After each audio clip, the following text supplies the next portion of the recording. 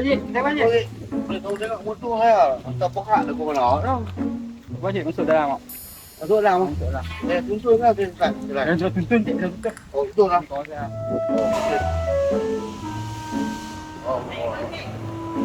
Ni, tengok motor ni tak. Tak tahu macam semua pokat macam ni.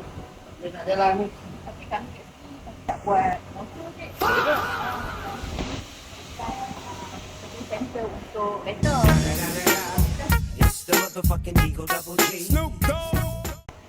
Ikutlah nanti kalau cik ada kenderaan, apa dia kereta nanti boleh main kat tempat kami dah. Yang kami boleh buat sekarang kita ada servis dan measure dengan minor dan kita ada buat brake system, pohon, engine, aircon semua. Kita tengok tapi macam nanti datang dari jauh ni masalah motor ni saya minta buat saya tengok.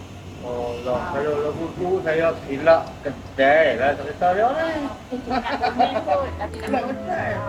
Oh, dia tak mau ni kan? Tengah okey. Okey.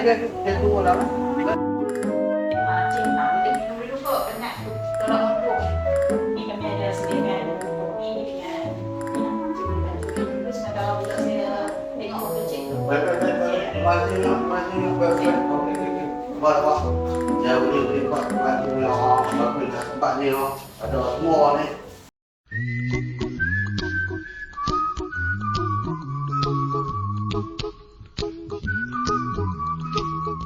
Dia ada masalah pula cuma angin. Oh.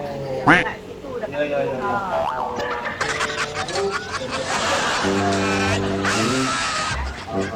Masuk ke pen, kita ada buat dalam. Oh, tu lah. Belajar pun boleh buat.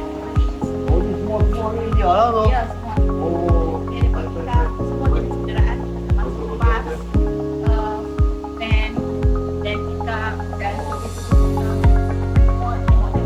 Oh, alhamdulillah. Baik anak. Ni apa kami bawa auto ke apa ni? Pun lebih center. Dan baiklah. Semua ada semua kita buat